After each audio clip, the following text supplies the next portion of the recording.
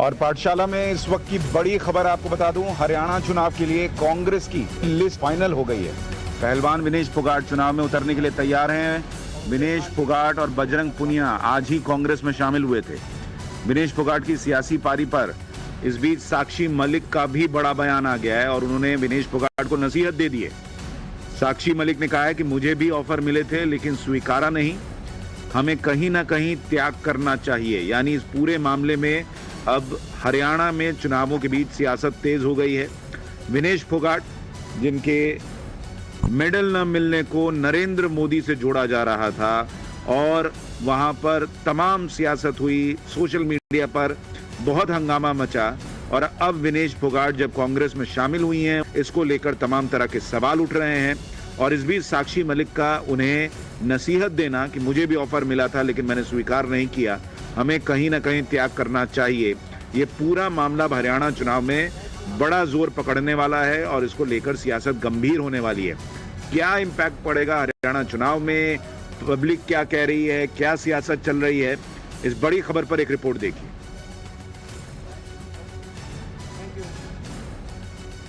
अब मैं विनेश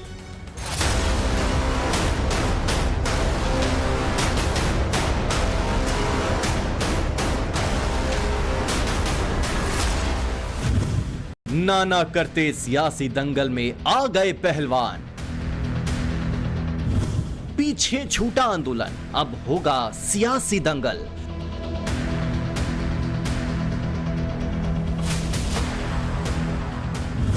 विनेश बजरंग की राजनीति साक्षी को पसंद नहीं आई। दंगल लड़ते लड़ते विनेश फोगाट और बजरंग पूनिया अब कांग्रेस के अखाड़े में जा पहुंचे हैं। महिला शोषण के खिलाफ आंदोलन का चेहरा बनने वाले दोनों खिलाड़ी कांग्रेस का चेहरा बन गए। मैं बहुत प्राउड फील कर रही हूँ कि मैं एक ऐसी पार्टी में, एक ऐसी विचारधारा में हूँ जो महिलाओं के साथ हो रहा अन्याय और उनके साथ बुरे बर्ताव के खिलाफ खड़ी है। वो लड़ाई लड़ने के तैयार है, सड़क से लेकर संसद तक।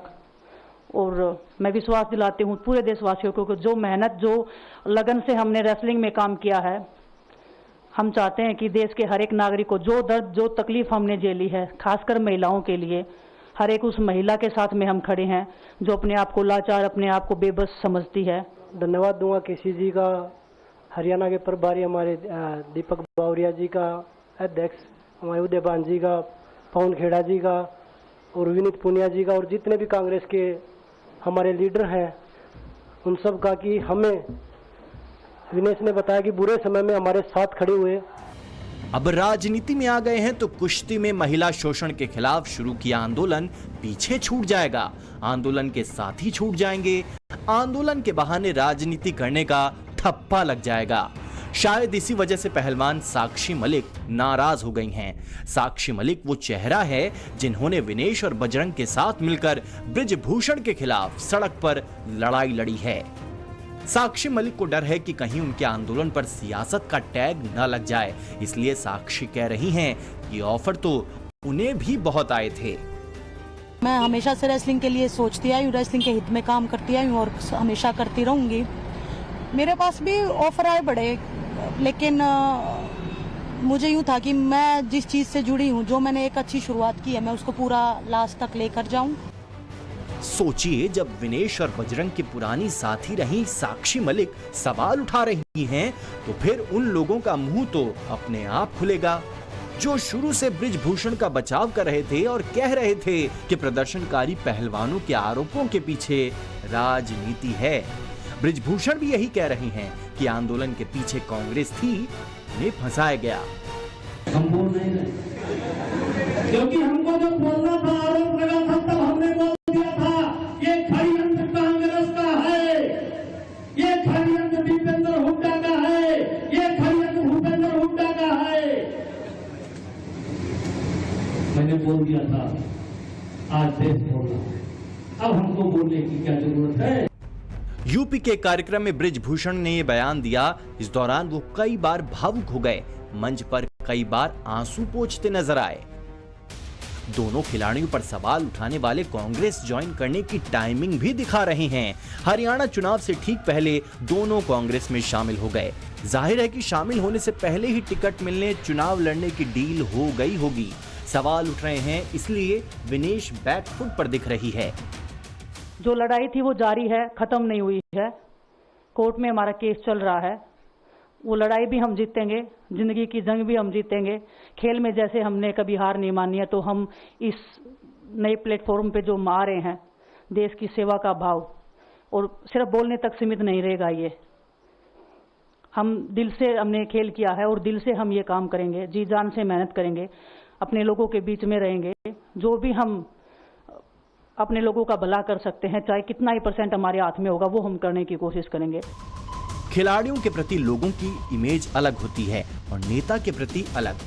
अब जब दोनों खिलाड़ी नेता बन गए हैं तो जनता भी इन्हें उसी नजर से देखेगी।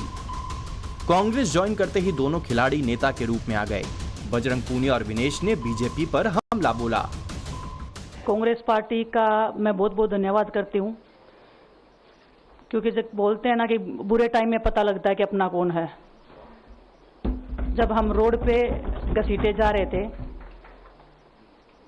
तो छोड़ के बीजेपी को, देश में जितनी भी पार्टियां हैं वो हमारे साथ में थी, हमारे दर्द को समझ पा रही थी, हमारे आंसुओं को समझ पा रही थी। जो आज बीजेपी की IT सेल बोल रही है कि इनका मकसद तो सिर्फ राजनीति करना था, हमने तो उनको लेटर भेजा था, वो जब भी नहीं आए। तो देश की बेटियों की जो आवाज उठाई उसका भुगतान हम कर रहे हैं। लेकिन ये चीज हमें पता लगी कि जो अत्याचार बेटियों पे हुआ जंतर मंतर पे, उसके साथ सिर्फ बीजेपी पार्टी खड़ी हुई और सभी पार्टी हमारे साथ खड़ी थी। जिस दिन विनेश फाइनल में गई उस दिन पूरा देश जोश में था, पूरा जश्न हुआ। लेकिन अगले दिन जो घटना हुई पूरा देश दुखी था।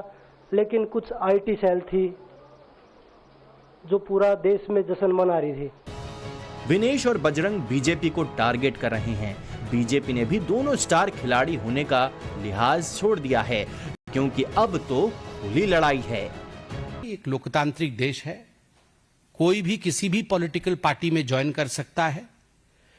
मगर हां, जो प्रश्न आपने पूछा कि क्या कहीं ना कहीं इन दोनों ने राजनीति की, मैं तो इसका उत्तर नहीं देना चाहूंगा। मैंने तो कहा डेमोक्रेटिक कंट्री है, मगर हां, जनता भी और मीडिया के साथी भी और कई बार बुद्धिजीवी भी ये सवाल तो पूछेंगे भी। ये डेमोक्रेटिक कंट्री है तो उनका भी अधिकार है। इस सियासी वार पलटवार में सबसे ज्यादा खुश कांग्रेस है। उसकी तो एक तरह से लॉटरी लग गई है, क्योंकि हरियाणा के चुनाव किसान आंदोलन और दिल्ली में पहलवानों के विरोध प्रदर्शन के बाद हो रहे हैं। किसान आंदोलन में भी हरियाणा के किसान बड़ी संख्या में शामिल हुए थे और महिला पहलवानों के प्रदर्शन में भी ज्यादातर खिलाड़ी हरियाणा से थे। दोनों खिलाड़ियों के बहाने कांग्रेस चुनाव में बीजेपी को महिला सुरक्षा, किसान आंदोलन और अग्निवीर के मुद्दे पर घेरने की तैयारी कर चुकी है। They fought for the Kisan of this country. You can witness that. When Kisan agitation happened, they are there with the Kisans. They fought for Agniveer.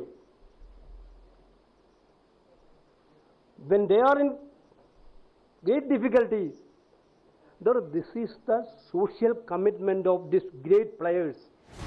Congress आत्मविश्वास जता रही है तो बीजेपी भी पीछे नहीं।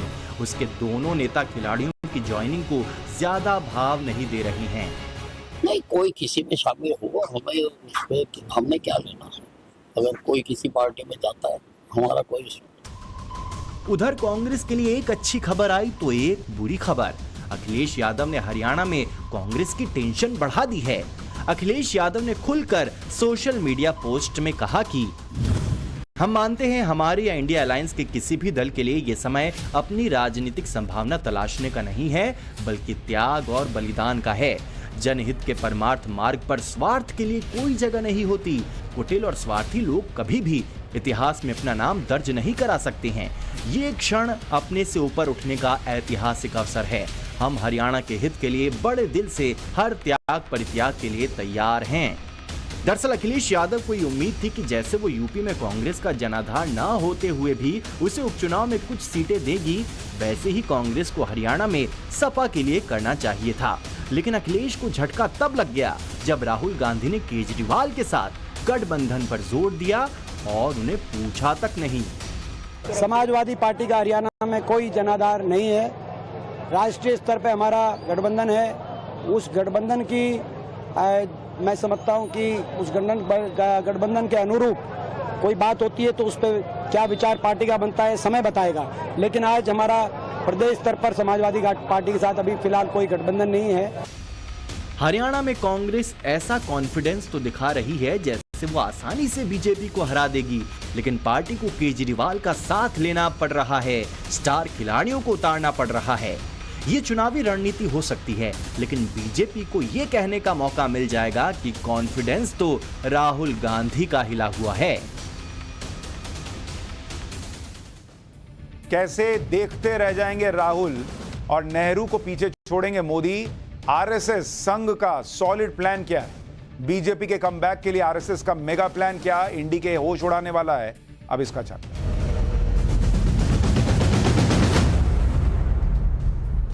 लोकसभा चुनाव से लेकर अब तक इंडी गठबंधन ये नैरेटिव सेट करने में लगा है कि बीजेपी और संघ में सब कुछ ठीक नहीं चल रहा है और इसी का असर लोकसभा में बीजेपी के प्रदर्शन पर दिखाई दिया। 31 अगस्त से 2 सितंबर के बीच केरल में संघ की अखिल भारतीय समन्वय बैठक में एक मेगा प्लान तैयार हुआ है। यह ऐसा सॉलिड प्लान है जिससे इंडी गठबंधन के होश उड़ जाएंगे, क्योंकि इंडी गठबंधन तो यह मान के बैठा है कि नरेंद्र मोदी 5 साल सरकार नहीं चला पाएंगे और अगर 5 साल सरकार चल गई तो 2029 में नरेंद्र मोदी के लिए बहुत बड़ी चुनौती होगी। लेकिन बॉस, इंडी गठबंधन ना तो नरेंद्र मोदी को समझ पाया है, ना ही वो आरएसएस को समझ पाया है, क्योंकि इंडी गठबंधन जो सोचता है उससे 100 कदम आगे नरेंद्र मोदी और आरएसएस दोनों रहते हैं। संघ ने तो 2029 की तैयारी अभी से शुरू कर दी है और ये ऐसी तैयारी है जिससे चौथी बार मोदी सरकार का बनाने का ग्राउंड वर्क अभी से शुरू हो जाएगा। ये बहुत बड़ा प्लान है। ये कैसे होगा, आपको इस एक्सक्लूसिव रिपोर्ट के जरिए एक एक डिटेल बताता हूं।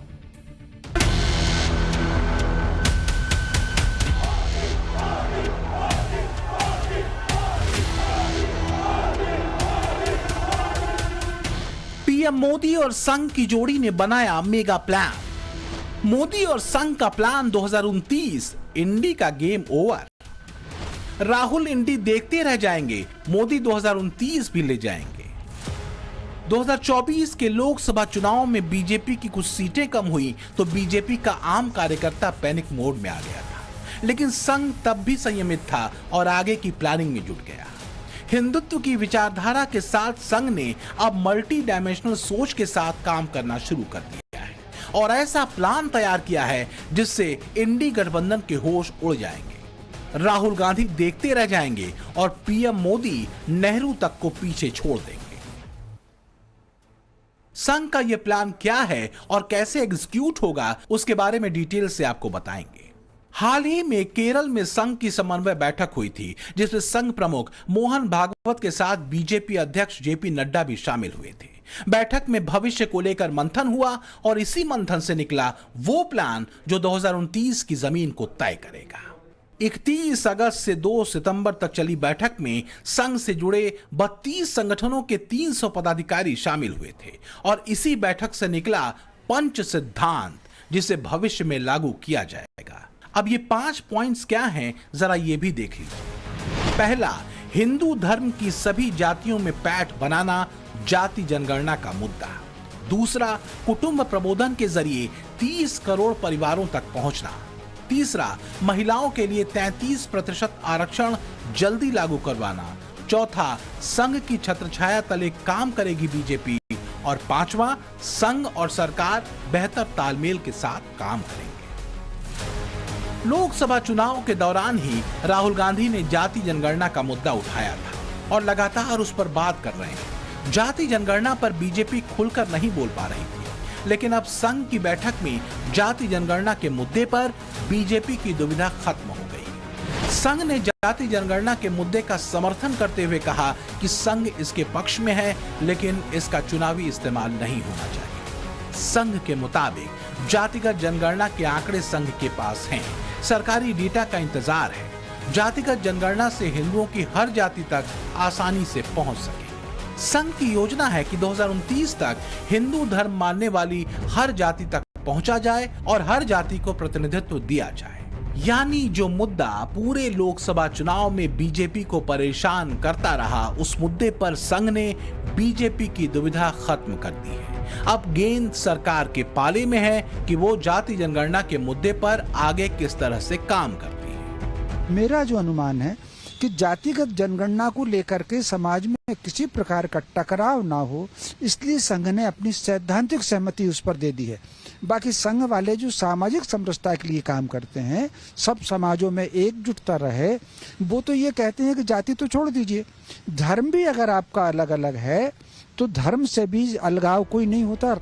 संघ के ग्रीन सिग्नल के बाद इंडी गठबंधन के हाथ से जाति जनगणना का मुद्दा निकल जाएगा। पीएम मोदी खुद ओबीसी समाज से आते हैं, ऐसे में जाति जनगणना पर मोदी सरकार आगे बढ़ती है तो ये बड़ा कदम होगा। जाति जनगणना और हिंदू जातियों तक पहुंच बनाने के साथ ही संघ बहुत बड़े स्तर पर देश में लोगों से कनेक्ट करने जा रही है। इसके लिए कुटुंब प्रबोधन अभियान फिर से एक्टिवेट किया गया है। संघ ने 2013 में कुटुंब प्रबोधन अभियान शुरू किया था। इसी अभियान के जरिए राम मंदिर के लिए 19 करोड़ हिंदू परिवारों को निमंत्रण दिया गया था। अब इस अभियान का लक्ष्य बढ़ा दिया गया है। संघ का टारगेट है कि देश भर में 30 करोड़ परिवारों तक पहुंच बनाई जाए। परिवारों में एकता और राष्ट्रीयता की भावना से देश का विकास होगा। आर्थिक, सामाजिक और सांस्कृतिक तौर पर लोगों से कनेक्ट किया जाएगा। संघ की सारी प्लानिंग और तैयारी का लक्ष्य 2029 के लिए है। 2029 में फिर से नरेंद्र मोदी को प्रधानमंत्री बनाने के लिए अभी से काम शुरू हो चुका है। इंडी गठबंधन राज्यों के विधानसभा चुनावों में एकजुटता नहीं दिखा पा रहा है और संघ बीजेपी की सोच 5 साल आगे की है। इसी के तहत एक महत्वपूर्ण पॉइंट संघ ने तय किया है। जितना जल्दी हो सके उतनी जल्दी महिला आरक्षण को लागू कराने का टारगेट है। संघ से जुड़े 30 से ज्यादा संगठन लगातार महिलाओं के बीच काम कर रहे हैं। लोकसभा चुनावों से पहले करीब 5.5 लाख महिलाओं से मीटिंग की गई थी। हर लोकसभा क्षेत्र से 1000 महिलाएं इन बैठकों में शामिल हुई और सभी ने महिला आरक्षण लागू करने की मांग की थी। 2029 तक अगर संसद में 33% महिला सांसद आती हैं तो नया इतिहास बन जाएगा और इसका फायदा बीजेपी को मिलेगा। देखिए, 30 करोड़ लोगों तक पहुंचने का जो टारगेट है, लक्ष्य है, वो भारतीय जनता पार्टी का सदस्यता अभियान है। जहां तक मैं समझता हूं, संघ का जो लक्ष्य है वो कोई संख्या पर लक्ष्य नहीं है। दोनों के कार्यशैली में अंतर है। संघ जो है वो सामाजिक संगठन है, सांस्कृतिक संगठन है। संघ राजनीति नहीं करता, भाजपा राजनीति करती है और वो लोगों तक पहुंचती है।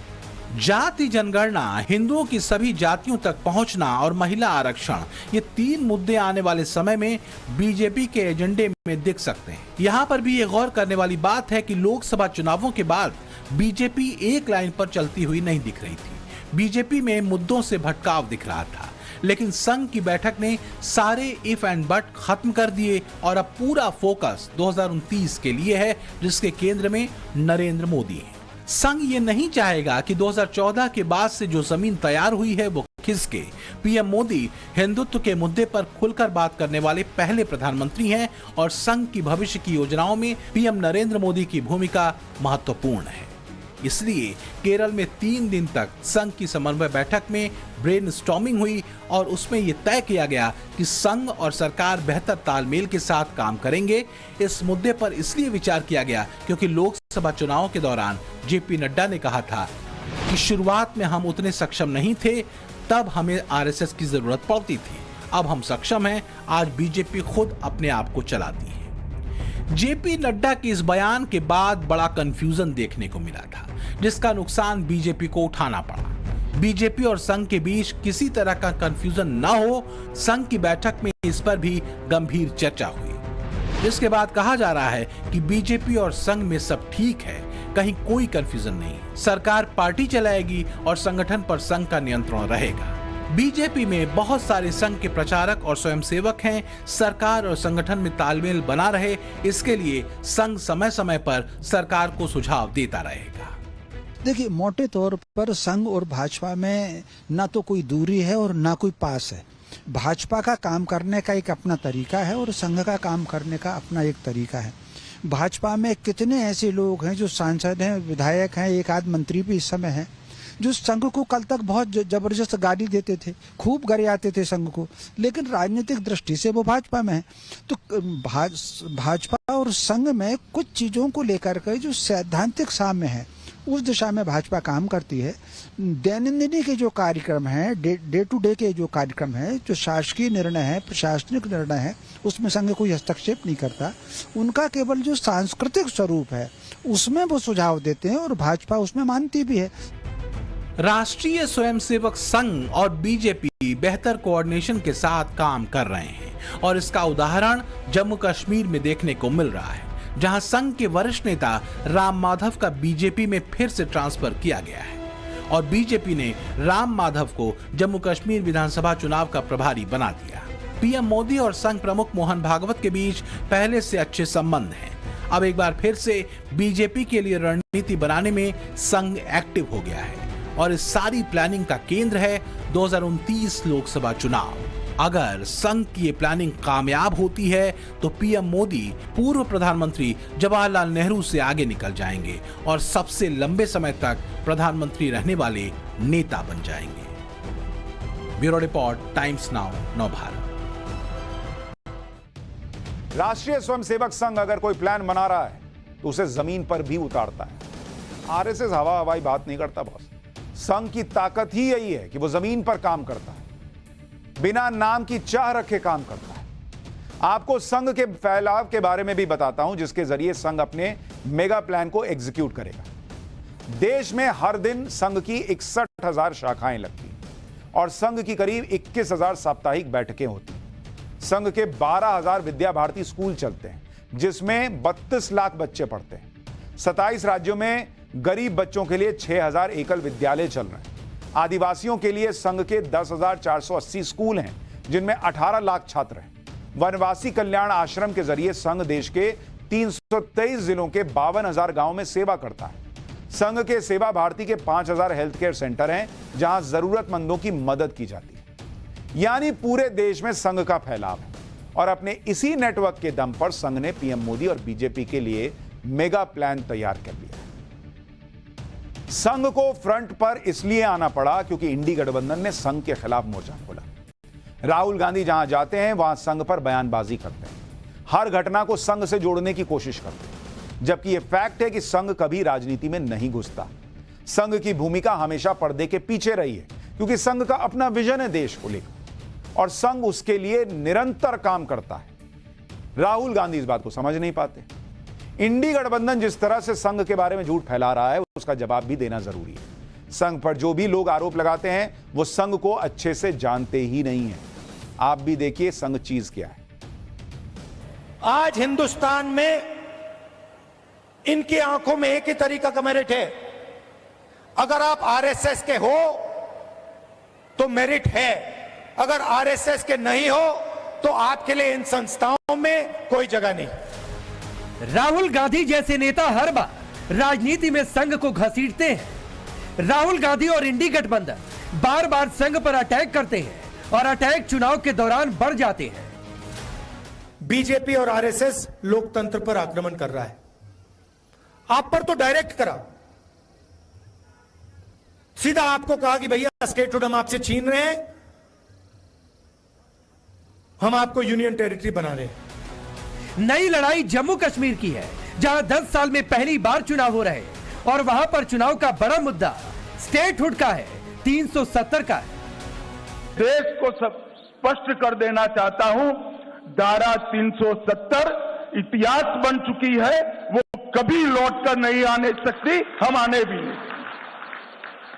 क्योंकि धारा 370 ही वो कड़ी थी जो कश्मीर के अंदर युवाओं को हाथ में हथियार और पत्थर पकड़ाती थी। अलगाववाद की विचारधारा ही युवाओं को विकास की जगह आतंकवाद के रास्ते पर शिफ्ट करती थी। और आज मोदी जी के नेतृत्व में ढेर सारे काम हुए। 370 वो मुद्दा है जो संघ का कोर इश्यू रहा है, लेकिन कश्मीर में राहुल गांधी के सहयोगी बार बार ये खुलकर कह रहे हैं कि वो 370 को वापस लाएंगे।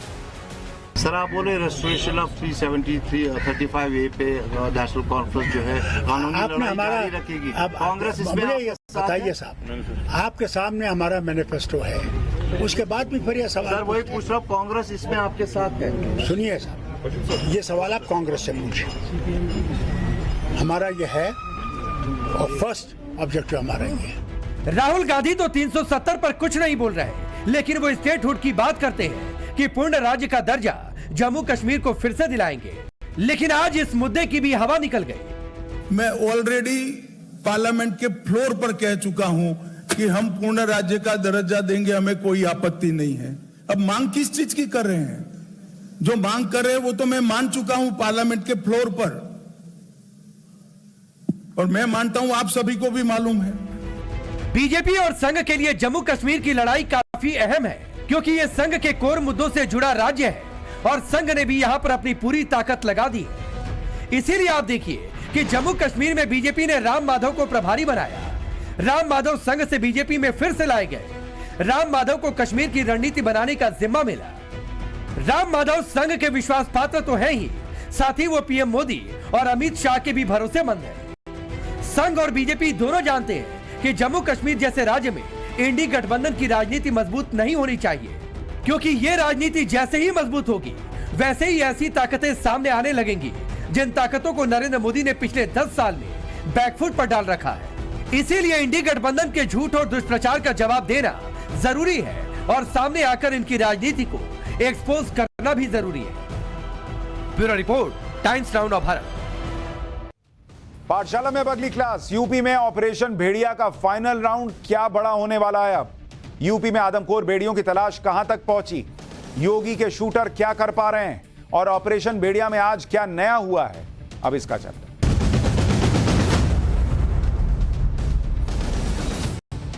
यूपी में आदमखोर भेड़ियों को पकड़ने के लिए 3 दिन से शार्प शूटर लगे हुए हैं। सरकार ने पहले ही कह दिया था कि इन भेड़ियों को पकड़ना है, फिर चाहे जिंदा पकड़ो या मुर्दा। आदमखोर भेड़ियों के आतंक के बीच ऑपरेशन भेड़िया का फाइनल राउंड चल रहा है, और इसमें आज क्या क्या हुआ है एक्सक्लूसिव ग्राउंड रिपोर्ट में देखिए। 2 आदमखोर भेड़िए, 4 शूटिंग सेक्टर और 9 शार्प शूटर। यूपी के बहराइच में आदमखोर भेड़ियों के आतंक को खत्म करने के लिए फुल प्रूफ प्लान पर एक्शन शुरू हो चुका है। सीएम योगी आदित्यनाथ के भेजे शूटर्स की टीम आदमखोर भेड़ियों की तलाश के लिए बहराइच के गांव का चप्पा चप्पा छान रही है। लेकिन आदमखोर भेड़िए इतने शातिर हैं कि बार बार चकमा दे रहे हैं और मौका मिलते ही बच्चों पर हमला कर रहे हैं। अब तक आदमखोर भेड़िए शार्प शूटर की रेंज में नहीं आ पाए हैं, जबकि ऑपरेशन शूट आउट के 3 दिन हो चुके हैं और पिछले 2 दिनों से शार्प शूटर को चकमा दे रहे भेड़िए ने बीती रात एक बार फिर हमला बोल दिया। वो भी सिर्फ एक नहीं बल्कि एक ही रात में एक ही गांव में 3 हमले किए। पहला हमला कल रात 8 बजे 8 साल के बच्चे पर हमला। दूसरा हमला आज तड़के 2 बजे 3 साल की बच्ची और उसके साथ सो रहे बुजुर्ग पर हमला। हालांकि गनीमत रही कि भेड़ियों को लगातार हमलों की वजह से गांव वाले चौकन्ने हैं, इसलिए इस बार आदमखोर भेड़िए अपने शिकार को छोड़कर भाग गए। भेड़िए के हमले में घायल 3 लोगों को अस्पताल में भर्ती कराया गया है। अंदर 8 बजे खेलता है, बाहर निकले रहा। कहाँ रहते? कहाँ? गोलवा में। तो क्या कर रहे थे रात के 8 बजे? खेलित रहा थे, गला खजीत रहा है बाहर, हम पेशाब कर रहे थे। तो आपने देखा था किसने हमला किया, सियार था या भेड़िया? रात अंधेर रहना दिखाना है। आदमखोर भेड़िए के हमले लगातार जारी हैं और देर रात जो है वो यहाँ पे यादवपुरवा में एक बच्ची को जो है भेड़िए ने अपना शिकार बनाया है। ये बच्ची है 3 साल की मासूम बच्ची बताई जा रही है, जिसको भेड़िए ने अपना शिकार बनाया है और इसे अब जो है एम्बुलेंस के जरिए बेहतर ट्रीटमेंट के लिए ले जाया जा रहा है। आप इनके घर के हैं बच्ची के? दादा आप पे भी अटैक किया था? हाँ, हमारा भी काटा है। अच्छा, ये कब हुआ और कैसे हुआ? ये आज 9 बजे दिन में सुबह हाँ। तो ये मड़ैया में था ये लौंडा, और मड़ई में था लौंडा के काटे पोता के हमरे। उसके बाद में हम दौड़न देखा हम लोग काट ली साहब। तो ये कौन था, भेड़िया था या कुछ और था? ये भेड़िया था यार, भेड़िया था साहब। अच्छा, तो ये था, बड़ा था। एक ही रात में आदमखोर भेड़ियों के 3 हमलों के बाद उनकी तलाश में जुटी टीमें और ज्यादा एक्टिव हो चुकी हैं। हाईटेक ड्रोन कैमरों की मदद से आदमखोर भेड़ियों की लोकेशन ट्रेस की जा रही है। आदमखोर भेड़ियों को जल्द से जल्द जिंदा या मुर्दा पकड़ा जा सके, इसके लिए पूरे इलाके को 4 सेक्टर में बांट दिया गया है। 28 साल पहले भी बहराइच और पूर्वी उत्तर प्रदेश में भेड़ियों का आतंक था और 130 से ज्यादा बच्चों को शिकार बना लिया था। उस वक्त लोगों में भारी गुस्सा था, जिसे देख सरकार ने ऑपरेशन भेड़िया तब भी शुरू किया था। 10 खूंखार भेड़ियों को मार गिराया गया था। कुछ इसी तरह की कोशिश इस बार भी हो रही है, क्योंकि इस बार भी भेड़ियों की बड़ी दहशत है। लेकिन क्या कामयाबी पूरी तरह से मिल पाएगी? देखिए।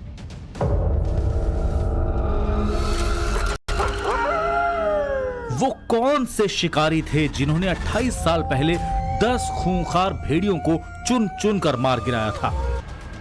वो कौन सी तकनीक और बंदूक थी जिसने जंगलों में छुपे आदमखोर भेड़ियों का शिकार कर दिया था? आज जंगल विभाग के पास एडवांस टेक्निक है, एक से बढ़कर एक शार्प शूटर्स हैं, ड्रोन कैमरे भी हैं, नाइट विजन वाले थर्मल स्कैनिंग सिस्टम भी। लेकिन इन सब के बाद भी भेड़ियों का झुंड बेखौफ घूम रहा है और गांव वाले सहमे हुए हैं। यूपी के बहराइच का ये इलाका 28 साल बाद फिर से आदमखोर भेड़ियों के खौफ में है। आज से ठीक 28 साल पहले भी इसी तरह भेड़ियों के एक झुंड ने पूरे इलाके में दहशत फैला दी थी। तब दिन छुपते ही इलाके के लोग अपने घरों में कैद हो जाते थे।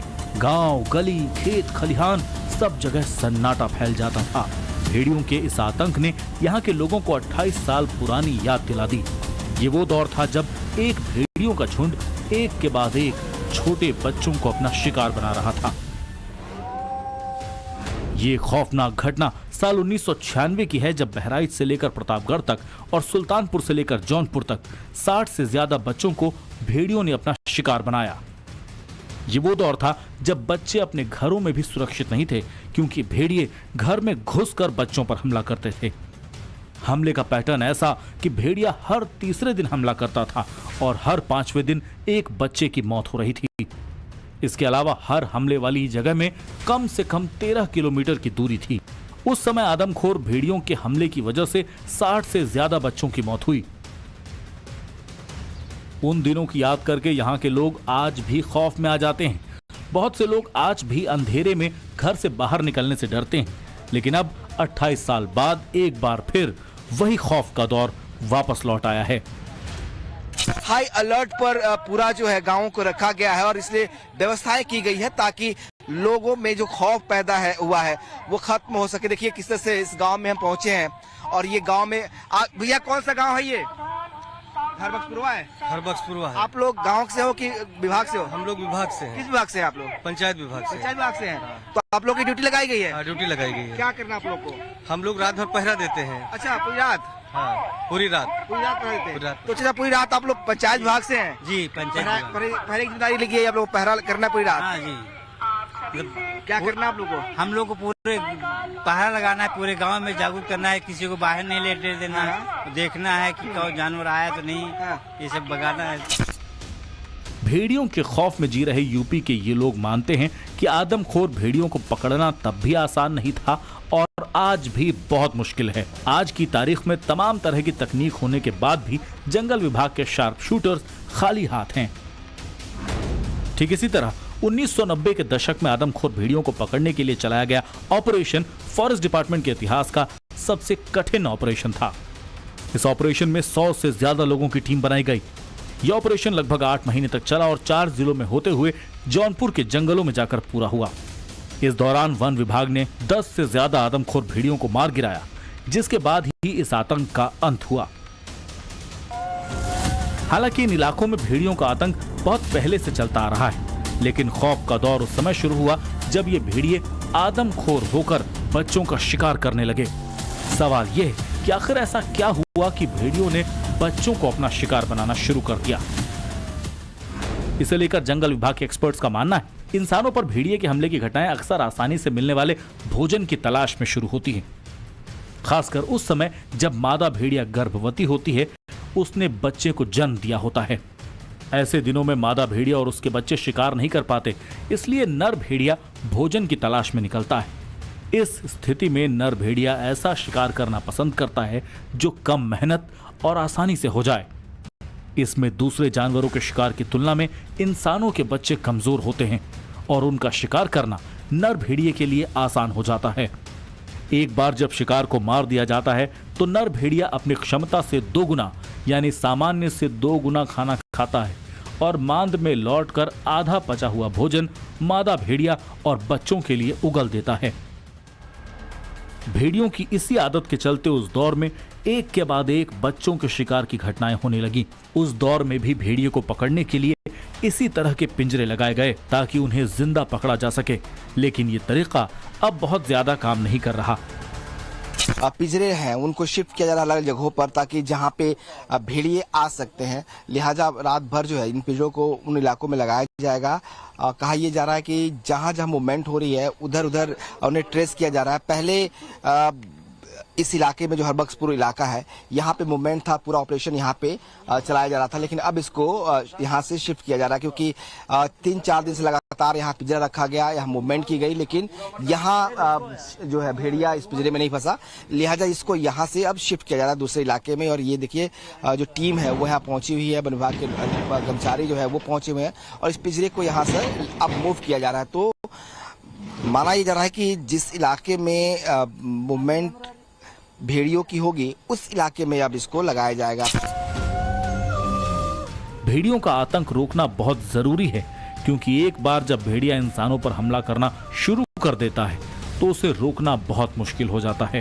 1996 में जंगल विभाग के एक्सपर्ट्स ने हमले के बाद भेड़ियों के अटैक पैटर्न पर एक रिसर्च की तो उसमें यह बात सामने आई कि हमले के बाद चोट की जगह मिले भेड़ियों की लार के डीएनए सैंपल और चोटों के पैटर्न ने खुलासा किया कि जब एक बार भेड़िया इंसानों पर हमला करता है तो वो इसे एक आदत बना लेता है। इसीलिए इस आदत से भेड़िए को रोकना बहुत जरूरी है। इसमें इंसान और भेड़िए दोनों की भलाई है, वरना भेड़ियों का अंत करना एक मजबूरी बन चुकी है।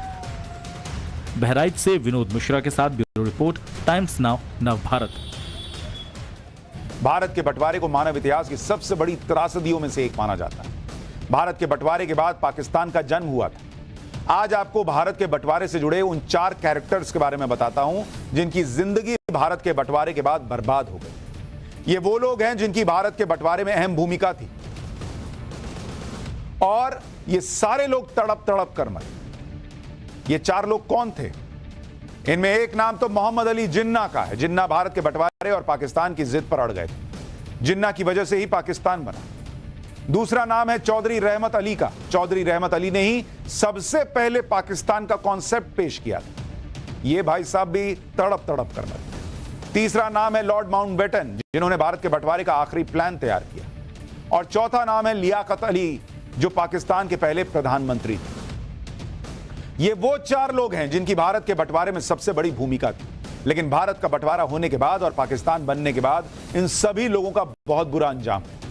इन सभी की बहुत दर्दनाक मौत हुई। किसी को बम से उड़ा दिया गया, किसी को गोली मार दी गई, कोई सड़क पर एम्बुलेंस में तड़प तड़प कर मर गया।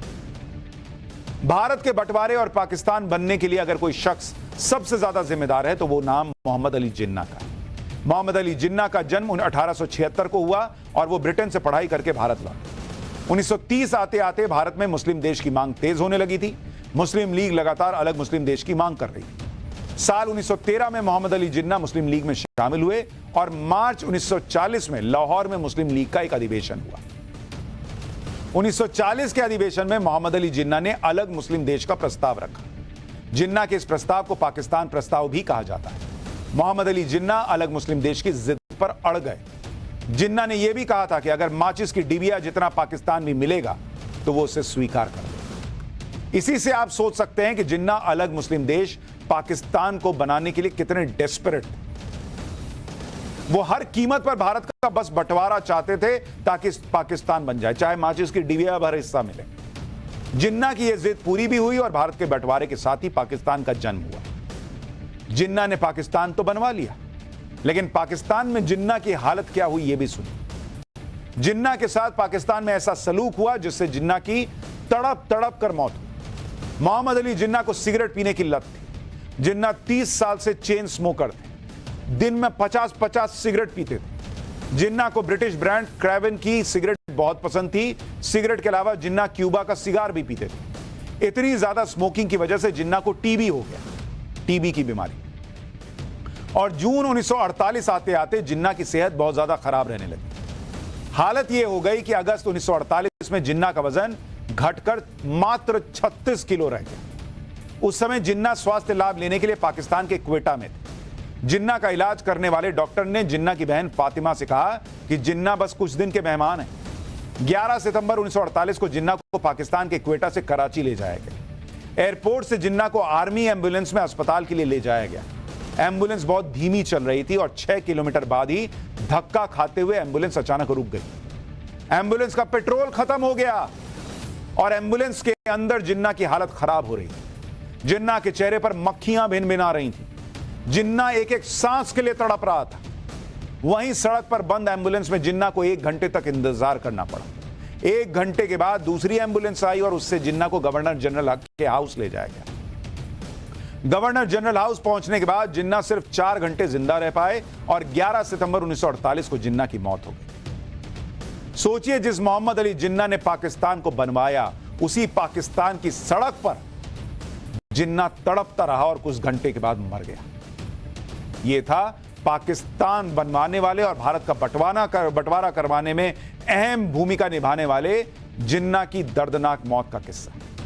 लेकिन वो अकेले नहीं।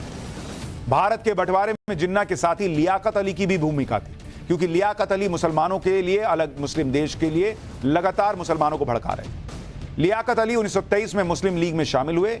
कम ही समय में जिन्ना के बाद मुस्लिम लीग के दूसरे सबसे बड़े नेता बन गए। 1930 तक जिन्ना और लियाकत अली एक दूसरे के भरोसेमंद हो चुके थे। 1933 में लियाकत अली ही जिन्ना को लंदन से भारत लाए और जिन्ना से कहा था कि वो भारत के मुसलमानों का नेतृत्व करें। जिन्ना ने ही लियाकत अली खान को बंटवारे के बाद पाकिस्तान का पहला प्रधानमंत्री बनाया। पाकिस्तान बनने के बाद लियाकत अली खान प्रधानमंत्री तो बन गए, लेकिन लियाकत अली के खिलाफ नाराजगी बढ़ती चली गई। लियाकत अली खान की नीतियों से पाकिस्तान के कट्टरपंथी नाराज होने लगे।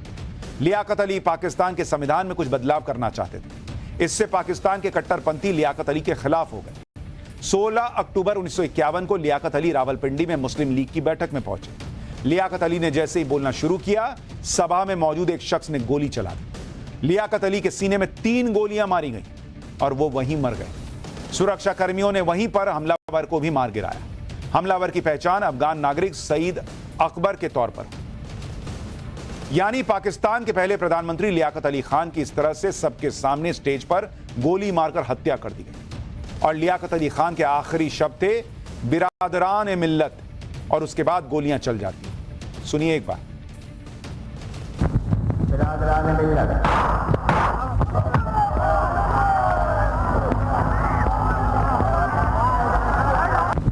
बिरादरान मिल्लत।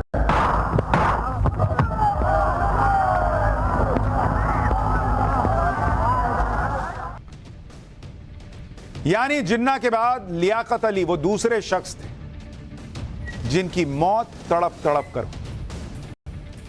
और बनवाओ पाकिस्तान। आजादी से पहले मुस्लिम देश की डिमांड को हवा देने वालों में एक नाम चौधरी रहमत अली का भी। चौधरी रहमत अली ने जिन्ना से भी पहले पाकिस्तान का कॉन्सेप्ट पेश कर दिया था। 1897 में पंजाब में पैदा हुए चौधरी रहमत अली ने कैम्ब्रिज यूनिवर्सिटी से कानून की पढ़ाई की।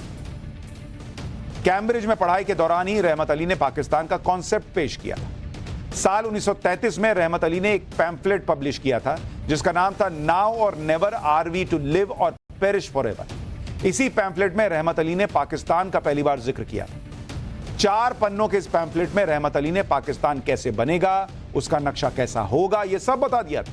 यह वही मैप है जो रहमत अली ने बनाया था। रहमत अली ने लिख दिया था कि भारत के उत्तर पश्चिम में मुसलमान बहुसंख्यक हैं। पंजाब, कश्मीर, सिंध, बलूचिस्तान, बंगाल, असम, हैदराबाद को मिलाकर एक देश बनाया जाए और इसका नाम पाकिस्तान यानी पवित्र भूमि होना चाहिए। 1934 में रहमत अली ने यह प्रस्ताव जिन्ना को भी दिया, लेकिन तब जिन्ना ने यह कहते हुए मना कर दिया कि इतनी जल्दबाजी ठीक नहीं है। बाद में जिन्ना ने अलग मुस्लिम देश की मांग की और उसे पाकिस्तान नाम दिया गया। पाकिस्तान की अवधारणा देने वाले चौधरी रहमत अली की भी भारत के बंटवारे के बाद बड़ी दुर्गति हुई, बड़ी गंदी मौत हुई।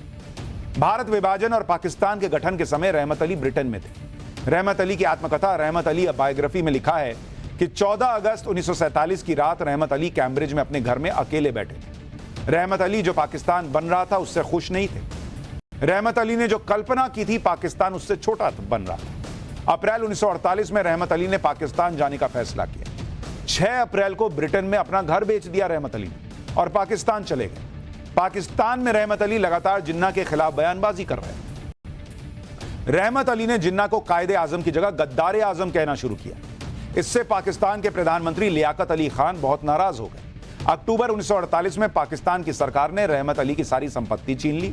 रहमत अली को पाकिस्तान से बोरिया बिस्तरा बंद कर निकल जाने का आदेश जारी किया। रहमत अली पाकिस्तान से खाली हाथ निकल आए और वापस ब्रिटेन चले गए। ब्रिटेन में रहमत अली की आर्थिक हालत खराब थी। वो कर्ज लेकर गुजारा कर रहे थे। कर्जदारों से बचने के लिए रहमत अली ने खुद को दिवालिया घोषित करवा दिया। रहमत अली बीमार हो गए, हमेशा खांसते रहते थे। इसी बीमारी से 3 फरवरी 1951 को रहमत अली की अस्पताल में दर्दनाक मौत हो। कई दिनों तक रहमत अली की लाश अस्पताल में पड़ी रही। रहमत अली के साथ कोई नहीं रहता था, कोई दफनाने वाला नहीं था रहमत अली को। कैम्ब्रिज यूनिवर्सिटी के एक टीचर ने 20 फरवरी 1951 को आखिरकार रहमत अली को दफनाया। यह थी तीसरी कहानी उस शख्स की जिसने पाकिस्तान बनवाया।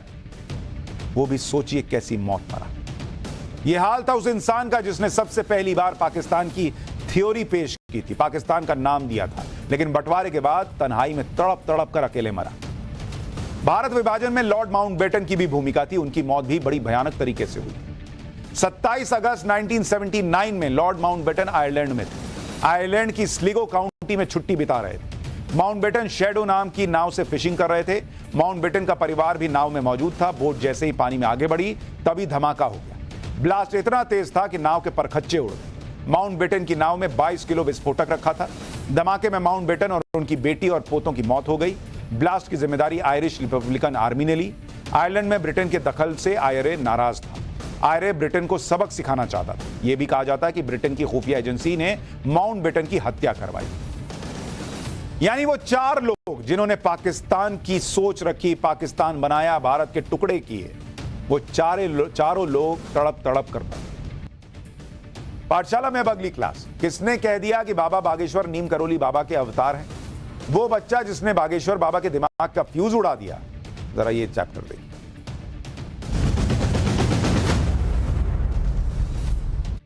कुछ दिन पहले बाबा बागेश्वर ऑस्ट्रेलिया में रामकथा कर रहे थे।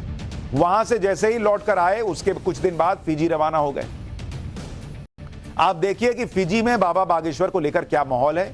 बाबा बागेश्वर को देखने, उनसे मिलने और रामकथा सुनने के लिए कितनी भीड़ पहुंच रही है विदेशों में, और वहां के आयोजकों को पूरा स्टेडियम बुक करना पड़ रहा है। ये फिजी की तस्वीर दिखा रहा हूं भाई, पूरा स्टेडियम बुक है।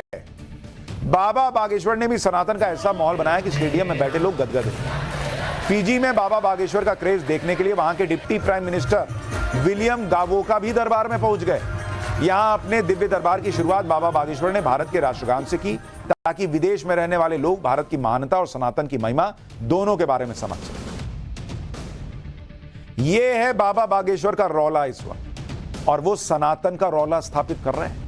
दुनिया भर में जा रहे हैं। ब्रिटेन में देखा, ऑस्ट्रेलिया में देखा, फिजी में देखिए डिप्टी प्राइम मिनिस्टर बगल में खड़े हैं।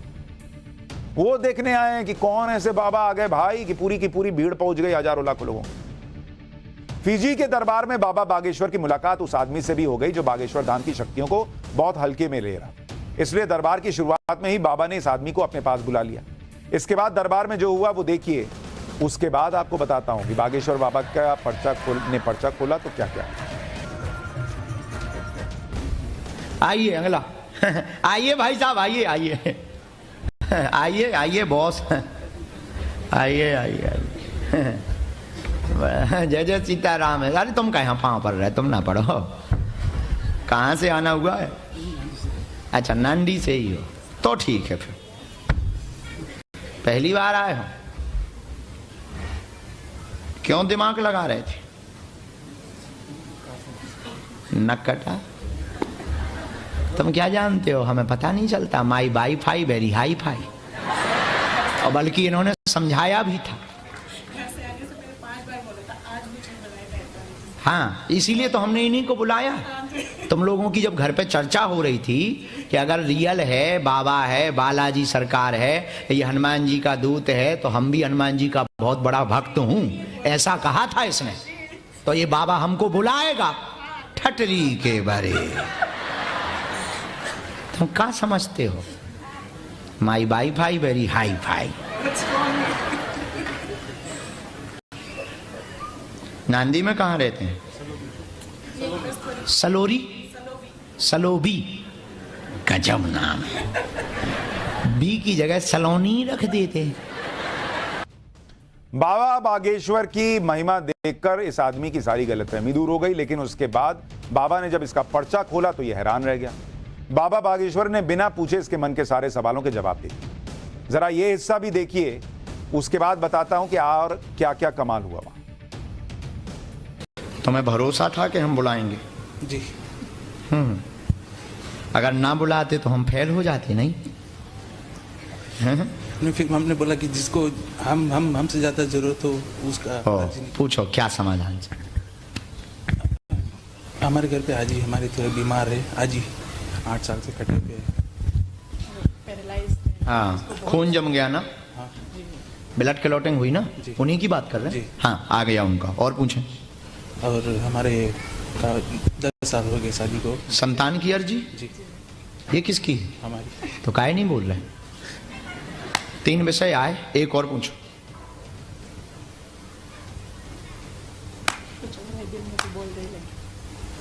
बस इतना ही, आपसे मिलना था, इतना तो बहुत। ओहो, चलो पहले नर्वस ना हो, धैर्य रखो।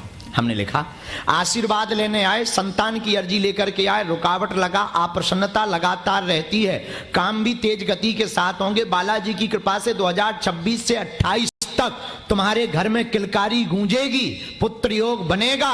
आजी को ब्लड क्लॉटिंग है, सिर में खून जम गया है, चलने में समस्या बनी, शरीर शिथिल है। दरबार में बाबा बागेश्वर को इस बात का भी पता चला कि फिजी में बहुत से हिंदुओं का धर्म परिवर्तन करवाया जा रहा है। इस बात को सुनकर बाबा बागेश्वर बहुत दुखी हुए और उन्हें गुस्सा भी आया। इसके बाद बाबा बागेश्वर ने फिजी में रहने वाले हिंदुओं को ऐसा अल्टीमेटम दिया कि आने वाले दिनों में शायद ऐसी घटना ना हो। बाबा बागेश्वर ने फिजी के लोगों से क्या कहा, यह सुनिए।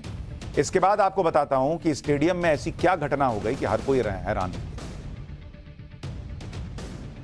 कल हमारे बच्चे हमको बता रहे थे वो माता जी यहाँ होगी भी, तो हम प्रार्थना करेंगे कि वो खड़ी ना हो, पर हमको बहुत कष्ट हुआ कल सुन करके। रात को एक कोई बूढ़ी माता जी यहाँ आई थी और उन्होंने हमारे सेवादारों को बताया कि उनके 2 बेटे हों, दोनों मुसलमान बन गए, स्कूल में पढ़ने गए और दोनों ने धर्म परिवर्तन कर लिया। और हाल ये है, वो माँ रो रही थी, रोते हुए कह रही थी कि अब बच्चे प्रसाद नहीं लेते घर पर।